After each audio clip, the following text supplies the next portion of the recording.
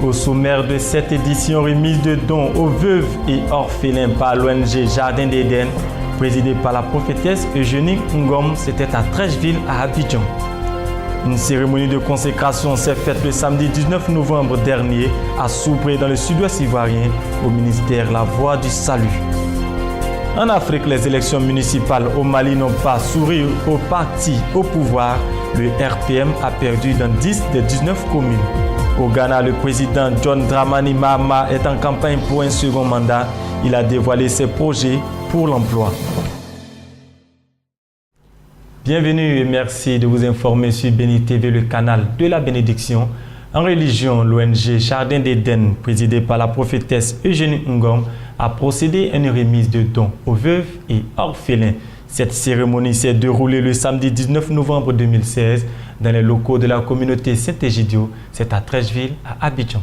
L'ONG Jardin d'Éden, dirigée par la servante de Dieu, la prophétesse Eugénie Ngom, a fait des heureux ce samedi 19 novembre 2016 dans la commune de Trècheville. Cette ONG qui a pour leitmotiv soutenir la veuve et l'orphelin a saisi cette occasion pour le lancement officiel de ses activités. C'est en présence de plusieurs serviteurs de Dieu, parents, amis et proches, que la prophétesse Eugénie Ngom, présidente de l'ONG Jardin d'Éden, est venue de Londres, a tenu son discours. Je souhaite la bienvenue à tout le monde et vraiment, je suis dans l'émotion. Je ne sais même pas par où commencer. C'est une grâce, c'est un privilège. Vraiment, d'aimer les autres. Amen. Je nous dis que c'est pas facile de se lever comme ça. Si ce n'est pas Dieu, on dit que c'est Dieu qui donne le pouvoir de le faire. Amen. On ne se lève pas par sa propre volonté pour faire quelque chose. Donc vraiment, c'est parce que vous aimez que vous êtes venus nous soutenir. Donc je prie que le Seigneur vous arrose et que le Seigneur vous bénisse abondamment. Plusieurs chantres ont égayé cet événement afin de plonger les participants dans une ambiance festive. En témoignent les pas de danse. Cette belle cérémonie avait pour aspect particulier la remise des dons aux veuves et aux orphelins, une vocation et particularité de cette ONG. Cette grande vision accompagnée et soutenue par le Saint-Esprit n'a pas échappé aux personnes venues accompagner la prophétesse Eugénie Ngom. Ce même samedi 19 novembre 2016, mais cette fois à Soubré, dans le sud-ouest de la Côte d'Ivoire, une cérémonie de consécration s'est faite au ministère La Voie du Salut. Le prophète Ngoran a été consacré par le docteur Bishop Daddy Blaise. Reportage. La ville de Soubré, dans l'ouest de la Côte d'Ivoire, a abrité une cérémonie de consécration. Cet événement s'est tenu dans les locaux du siège du ministère La Voie du Salut le samedi 19 novembre 2016. Une cérémonie marquée par la présence des oints de l'Éternel et plusieurs fidèles venus soutenir le prophète Ngoran Kwaku Ernest du ministère La Voie du Salut. En prélude à la consécration proprement dite, le message a été donné par le bishop docteur Daddy Blaise. Dont la consécration est de dédier, d'offrir, de donner à Dieu à une personne. La Bible dit qu'au temps de Moïse, lorsqu'il fallait consacrer une chose à une personne, il fallait se dépouiller de tout ce qu'on avait sur soi-même. Ce qui revient à dire que lorsque tu te consacres à Dieu, tout ce qui est de ce monde, le plaisir du monde, les choses du monde, ne doit plus t'intéresser. Tu n'es plus lié à ces choses. À la suite de son message, la cérémonie est rentrée dans une autre dimension avec la consécration du prophète Ngoran Kwaku Ernest. L'homme de Dieu a officiellement reçu le mandat céleste. Il a été oint et consacré par le bishop docteur Daddy Blaise, un symbole fort pour l'avancement du ministère du prophète Ngoran. À ma qualité d'évêque, bonsoir.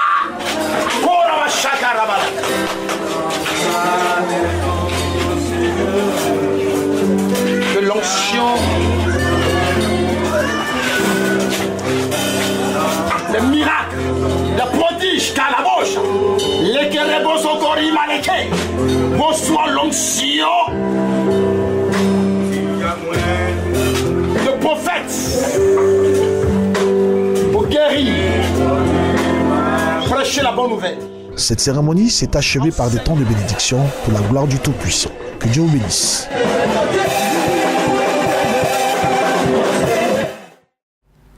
L'actualité africaine. À présent, au Mali, les élections municipales n'ont pas été favorables au Rassemblement pour le Mali. Le parti au pouvoir, le RPM, a en effet perdu dans 10 des 19 communes urbaines.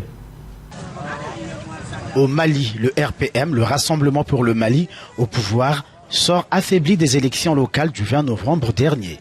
Le parti du président Ibrahim Boubacar Keïta a perdu dans 10 des 19 communes urbaines du pays, selon les résultats provisoires.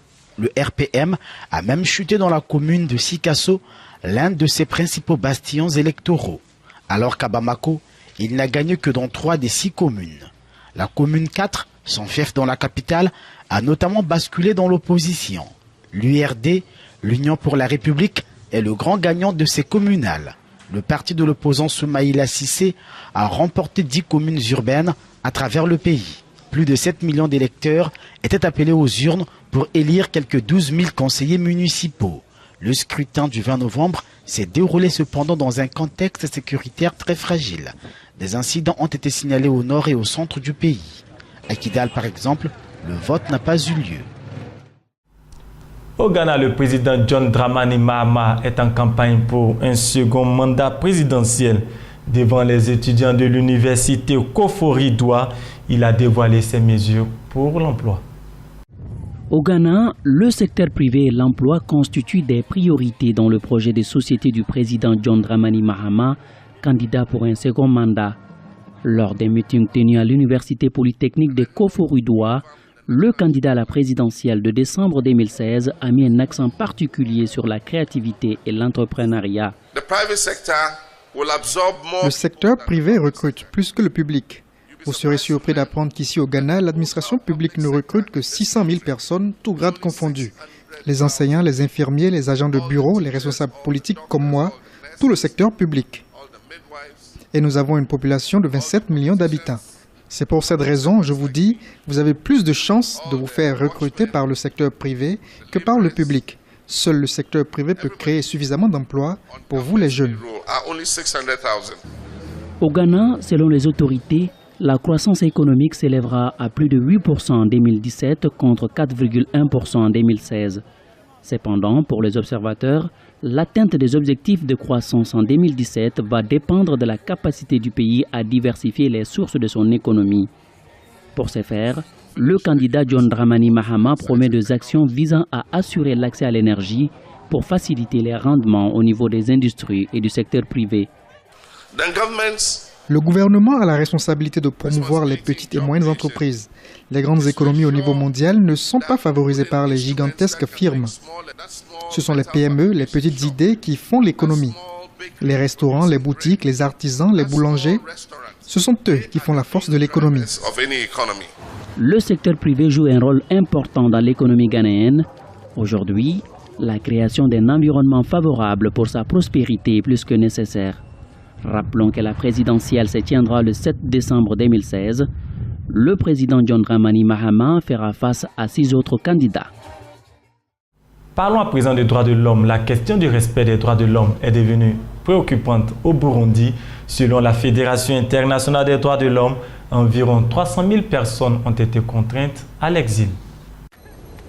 Depuis 2015, la crise sociopolitique qui perdure au Burundi suscite de vives inquiétudes. Pour certains observateurs et notamment du côté de l'Église catholique, un dialogue inclusif serait la solution pour mettre fin à cette crise politique qui a fait plusieurs centaines de victimes et autant de déplacés. Les représentants du gouvernement, les membres de la classe politique et ceux de la société civile se rejettent les responsabilités. Pour le président de la conférence des évêques, des négociations sont nécessaires pour mettre fin à la crise car à l'extérieur du Burundi, les camps de réfugiés ne désemplissent pas. Depuis le début de la crise, on a vu quand même que l'Église catholique s'est beaucoup impliquée. Je ne crois pas vraiment que l'Église catholique, elle seule, avec cet appel, va réussir. Ce conseil de l'Église, c'est une position qui est claire, encouragée et qui nous réconforte en tant que les gens qui sont sous la pression. Il faut que le pouvoir en soi accepte de dialoguer. Il ne faut pas que le pouvoir pointe toujours les gens de l'opposition, les gens opprimés, et que c'est eux qui sont mauvais. Le Burundi est plongé dans une importante crise sociopolitique depuis l'annonce de la candidature du président Nkurunziza en avril 2015. Vainqueur de ce scrutin malgré la controverse et au terme d'une élection boycottée par l'opposition, le chef de l'État est appelé à jouer la carte de l'apaisement. Le pays affiche une santé économique et financière inquiétante, Dépendant à près de 50% de l'aide internationale, Bujumbura a écopé de multiples sanctions de la part de ses partenaires qui veulent ainsi maintenir la pression sur le gouvernement. Mais pas si sûr que ces actions fassent plier Bujumbura. Il faut vraiment bien comprendre le message des évêques. Ils ne s'adressent pas au gouvernement parce qu'ils savent bien que le gouvernement a déjà ouvert ses portes, mais plutôt à certains acteurs politiques qui ne répondent pas à ce grand rendez-vous de dialogue inter-burundais. Alors, il y a un grand mouvement retour qui n'est pas cité et les chiffres qui sont avancés par le HCR sont des chiffres qui sont faux. Mais alors, le Burundi continue à demander à tous les Burundais qui se trouvent à l'extérieur pour qu'ils rentrent, parce que ça reste un sujet de très grande préoccupation, même s'il s'agissait d'un seul Burundais qui serait à l'extérieur. Selon le Haut Commissariat des Nations Unies aux réfugiés, près de 300 000 Burundais ont été contraints de fuir leur pays depuis avril 2015 à cause des violences récurrentes, notamment dans la capitale. Lundi 21 novembre, des membres de la société civile burundaise et des ONG ont tenu une table ronde à Bruxelles. Objectif, discuter de la situation des droits de l'homme au Burundi et exiger une réaction de la part de la communauté internationale. Au Tchad, N'Djamena sensibilise sa population sur les risques de radicalisation des jeunes. Une vaste campagne contre l'extrémisme a été lancée par les leaders religieux du pays. Au Tchad, les communautés musulmanes, chrétiennes, protestantes et coutumières organisent une vaste campagne de sensibilisation contre l'extrémisme violent. La cohabitation pacifique et la lutte contre le terrorisme dans tous ses aspects constituent les principaux thèmes débattus par les leaders religieux. Une initiative soutenue par le gouvernement tchadien qui voit en cette campagne un moyen d'éradiquer le terrorisme. Comme vous le savez, nous sommes entourés par des terroristes. Partout ils sont et nous ne pouvons que prier et chaque Tchadien doit aussi prier pour que la sécurité règne dans notre pays. Et que je profite de votre micro pour lancer un appel mérité à tout le peuple tchadien d'être vigilant, très vigilant, parce que notre guerre avec les terroristes et le Boko Haram n'est pas finie. Cette campagne de lutte contre l'extrémisme violent obéit au calendrier de la prière commune qu'organisent chaque année les confessions religieuses. Les jeunes sont les principales cibles de cette campagne. Un musulman doit prôner la paix partout où il se trouve et doit être soucieux du bien-être de ses semblables. L'islam n'est pas le rejet d'autrui, moins encore la violence. L'islam est une religion de paix et de cohabitation pacifique. Ne vous laissez pas berner par les partisans de la violence et de la haine, qui ne partagent aucune valeur de l'islam. Soyons unis et combattons les mauvais esprits qui tentent d'endoctriner nos jeunes et nos religions respectives. Des milliers de fidèles de toutes les confessions religieuses ont répondu présents au rendez-vous de la prière conjointe contre l'extrémisme violent. Rappelons que le Tchad est l'un des pays sahéliens où la cohabitation interreligieuse est renforcée par la loi fondamentale. Parlons d'économie. En Afrique, le Nigeria doit régler ses dettes pour relancer son économie. Avec des chiffres alarmants annoncés par le Bureau nigérien de la statistique, le pays risque de rester encore plus longtemps en récession. C'était la 6e et dernière rencontre du comité de la politique monétaire au Nigeria cette année. Confronté à de dures décisions, le comité opte pour maintenir son taux directeur à 14% face à une économie décroissante qui a grand besoin d'une relance pour se rétablir. Mais le comité estime qu'il n'a pas le choix. Les entrées de devises étrangères ont continué de chuter au Nigeria en raison des faibles prix du pétrole brut et de la diminution drastique de sa production causée par la présence de militants dans le delta du Niger, une région riche en pétrole. La hausse des prix de l'énergie et l'accumulation des arriérés de salaires, en particulier dans les échelons sous-nationaux, se sont poursuivis durant le 3e trimestre de l'année. Les membres ont aussi remarqué que ces conditions n'auraient pas pu s'améliorer grâce à des instruments de politique monétaire. Il faut toutefois reconnaître la nécessité d'établir des conditions monétaires de manière à permettre aux politiques fiscales d'accroître les investissements gouvernementaux dans les infrastructures publiques. Le gouvernement nigérian peine à sortir son économie de la récession et la chute semble se poursuivre alors qu'un autre recul était annoncé lundi. Selon le Bureau régional des statistiques, l'économie montre une nouvelle contraction de 2,2% au 3e trimestre de cette année. Nous nous dirigeons vers une dépression. D'ici la fin de l'année, nous serons en dépression au 4e trimestre. Tous les indices montrant une contraction de l'économie, le recul de la croissance du produit intérieur brut qui se poursuit et cette tendance qui continue composent ces indications. L'économie également au ralenti au Kenya. Nairobi a été contraint de revoir à la baisse ses prévisions de croissance pour l'année 2017. Le Kenya compte réduire ses perspectives de croissance pour l'année 2017 en raison du ralentissement de la croissance du crédit du secteur privé. Le taux de croissance devrait dépasser légèrement les 6%, contrairement aux 6,5% annoncés par la Banque centrale du pays. Cette situation s'explique en partie par une faible demande en crédit, soit 7,1% constatée au mois de juillet dernier, contrairement aux 17,8% de décembre 2015. Un chiffre bien en deçà des prévisions de la Banque centrale qui le situait entre 12 et 15%. De plus, cette réduction des demandes en crédit est due à l'imposition par le gouvernement de nouveaux taux sur les prêts commerciaux. Pour autant, les autorités restent optimistes. Ce déficit en matière de demande de crédit ne devrait pas affecter la croissance de l'année 2016. L'économie du pays étant soutenue par l'agriculture, la reprise du tourisme et les investissements dans le secteur public. À l'international, le nord-ouest de l'Italie est sous les eaux, c'est le moins que l'on puisse dire, après que des inondations ont frappé la région du Piémont. D'importantes précipitations ont fait déborder le cours d'eau. Image spectaculaire du nord-ouest de l'Italie frappée par des inondations. Les importantes précipitations de ces derniers jours ont fait déborder des cours d'eau, notamment le Tanaro dans la région du Piémont. Les autorités ont dû procéder à des évacuations. L'eau a inondé des rues et des commerces. Le Tanaro, un affluent du Pô, le plus grand fleuve d'Italie, qui est aussi sorti de son lit à Turin.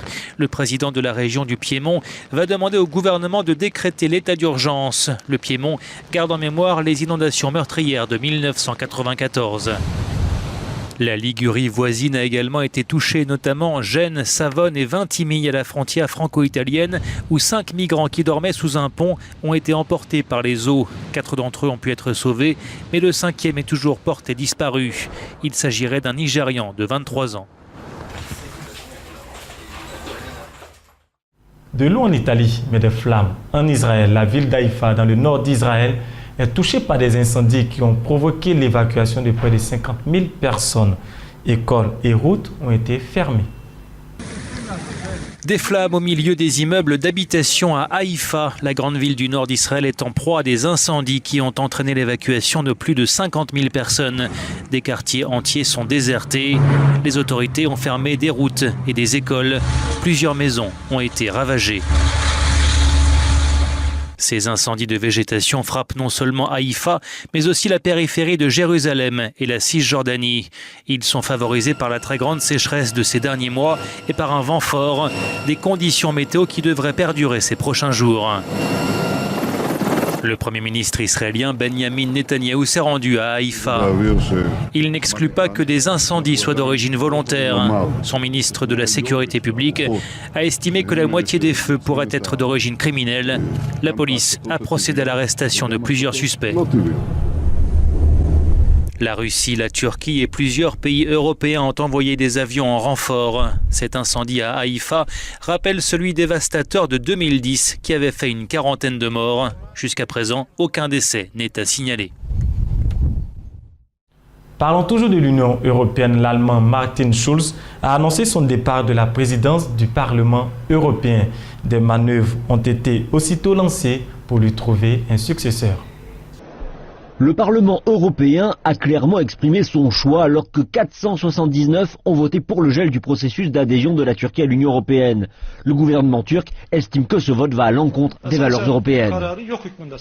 Ce vote est nul et non avenu pour nous. Cette décision manque de vision et lorsque l'on regarde ses objectifs, on ne peut prendre cette décision au sérieux. 40 000 personnes ont été arrêtées en Turquie et plus de 130 000 ont été licenciées du secteur public dans la foulée de la tentative du coup d'État, ce qui démontre l'absence de respect envers les valeurs démocratiques selon le Parlement européen, qui se dit de plus préoccupé par la suggestion du gouvernement turc de réintroduire la peine de mort. Dans le débat qui a précédé le vote, le chef de la diplomatie de l'Union européenne a invité les membres du Parlement européen à ne pas cesser les pourparlers. Si le processus d'adhésion devait cesser, je crois que nous nous retrouverions tous deux dans un scénario de perdant. L'Europe perdait un important canal de dialogue et d'influence auprès de la Turquie, et la Turquie perdrait beaucoup. L'Union européenne espère que la Turquie pourra faire face à la crise des migrants en Méditerranée, alors que jusqu'à présent, elle a grandement réduit le nombre de migrants qui sont entrés en Europe. Mais pour les membres du Parlement européen, les perspectives que cette entente ne tombe pas ne les a pas empêchés de voter pour l'arrêt des discussions. Depuis bien trop longtemps, on a de manière malhonnête fait miroiter la perspective d'une adhésion de la Turquie à l'Union européenne. De poursuivre les discussions d'adhésion avec un régime qui devient de plus en plus autoritaire, je crois que nous perdons toute crédibilité à le faire. Le vote du Parlement européen est toutefois non exécutoire, ce qui signifie que les pourparlers ne sont pas automatiquement interrompus, car c'est une décision qui appartient plutôt à la Commission européenne et au Conseil. En Allemagne, la grève du personnel de la compagnie aérienne Lufthansa se poursuit. Ce jeudi, l'arrêt de travail des pilotes a contraint à l'annulation de 900 vols. Des avions de Lufthansa encore cloués au sol à l'aéroport de Francfort, conséquence d'une grève des pilotes qui se poursuivait ce jeudi pour le deuxième jour consécutif. Comme la veille, environ 900 vols ont été annulés. Cette grève entraîne des dommages importants, y compris à moyen terme, puisque nous observons par rapport aux réservations que les comportements des consommateurs changent, explique ce responsable de Lufthansa. Chaque jour de grève représente pour la compagnie une perte d'environ 10 millions d'euros. Les pilotes dénoncent notamment l'absence d'augmentation salariale malgré les bénéfices enregistrés par la compagnie. Nous aimerions voler, mais nous n'allons pas abandonner nos revendications, souligne ce responsable du syndicat Cockpit, en conflit depuis près de 3 ans avec la direction. Le mouvement a affecté encore ce jeudi quelques 115 000 passagers à Francfort, Munich et dans les autres aéroports allemands. Plus de 80 vols long courriers ont été annulés. Les voyageurs expriment leur exaspération.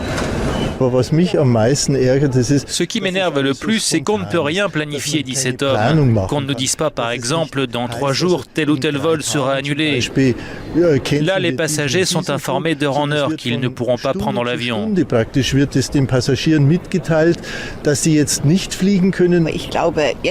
crois que j'arrive à bout de patience, dit cette femme. Je prends l'avion depuis des années, mais là c'est incroyable, ce n'est plus acceptable.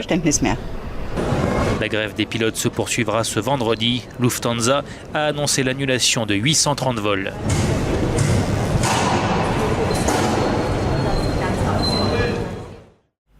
Rendons-nous à présent aux États-Unis. Le président élu Donald Trump va nommer Nikki Haley au poste d'ambassadeur aux Nations Unies. Fille d'immigrés indiens, la gouverneure de la Caroline du Sud est la première femme de couleur de l'équipe rapprochée de Donald Trump. Une simple route sépare la mission américaine des Nations Unies. Mais les observateurs craignent que ce fossé ne s'agrandisse sous la présidence de Donald Trump.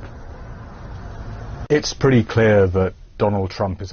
est clair que Donald Trump est en opposition avec l'ONU sur des questions allant du changement climatique aux droits de l'homme et les responsables onusiens sont très inquiets de ce que la présidence Trump va signifier pour eux. Lors de sa campagne, Donald Trump a fait part de son intention de revoir l'accord nucléaire iranien. Il a également menacé de quitter le récent accord sur le changement climatique. Nous allons annuler l'accord de Paris sur le climat et suspendre tous les paiements des États-Unis vers les programmes onusiens sur le changement climatique. Mais les personnalités choisies pour son gouvernement laissent entrevoir une lueur d'espoir. D'après ce que nous avons vu, il va choisir des personnes très expérimentées et celles-ci vont probablement lui montrer les réalités de la situation et cela pourrait le modérer. Donc je pense que nous allons constater un changement de position sur l'ONU, mais je doute que nous voyons le grand ménage qu'il a annoncé pendant sa campagne. Nikki Haley a une faible expérience internationale, un domaine auquel elle s'est peu frottée à la tête de la Caroline du Sud. Pourtant, elle est considérée comme une personne recherchant le consensus. Et cela pourrait aider à envoyer un message de paix envers les membres permanents du Conseil de sécurité de l'ONU, Chine en tête. La Chine est un acteur puissant à l'ONU, mais elle évite souvent la controverse. Et je m'attends à ce que les diplomates chinois espèrent qu'ils n'auront pas de grandes confrontations avec l'administration Trump, que ce soit sur des questions telles que la Syrie ou sur le changement climatique qui est une priorité pour Beijing. Donald Trump a déjà modifié sa position sur le changement climatique, ce qui permettra peut-être à Nikki Haley de débuter en douceur son mandat à l'ONU. Dans un entretien accordé au New York Times, Trump a déclaré croire qu'il existait certains liens entre l'activité humaine et le réchauffement climatique et qu'il était ouvert vis-à-vis de l'accord de Paris. Toujours sur le continent américain, en Colombie, après l'invalidation d'un premier accord de paix, le président colombien Juan Manuel Santos et le chef des FARC, Rodrigo Londoño, ont signé un autre accord de paix pour mettre fin à un demi-siècle de conflit. Le président colombien Juan Manuel Santos et le chef des FARC, Rodrigo Londoño, ont signé l'accord de paix pour mettre un terme au conflit qui dure depuis plus d'un demi-siècle en Colombie. Le 2 octobre dernier, un premier accord avait été rejeté par référendum. Ce nouvel accord prévoit un inventaire des biens des FARC pour dédommager les victimes et doit être présenté au Congrès qui devra le ratifier. Cette nouvelle génération qui va construire la Colombie de demain nous a demandé qu'on lui rende un pays différent de celui dont nous avons hérité, a dit le président colombien. Un pays où la violence et la mort ne sont pas la norme. Un pays libre des chaînes de la haine et où nous tous avons le droit à la vie, à la tranquillité et à être heureux.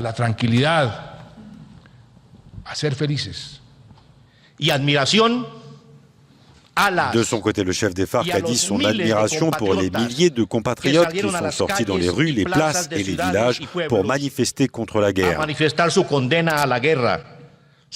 Pour soutenir les fondements de cet accord final et exiger de tous les acteurs assis autour de la table des négociations qu'ils n'arrêtent pas avant d'obtenir un accord définitif. Dans les 6 mois qui viennent, l'ONU devra superviser le désarmement et la réintégration dans la vie civile des FARC. L'opposition colombienne, conduite par l'ancien président Álvaro Uribe, craint la future participation des guerrilleros à la vie politique du pays et estime que les responsables de crimes graves ne sont pas suffisamment sanctionnés. Nous avons été ravis de vous présenter ce journal. Christ est le même hier, aujourd'hui, éternellement. À bientôt sur The Blessing Channel.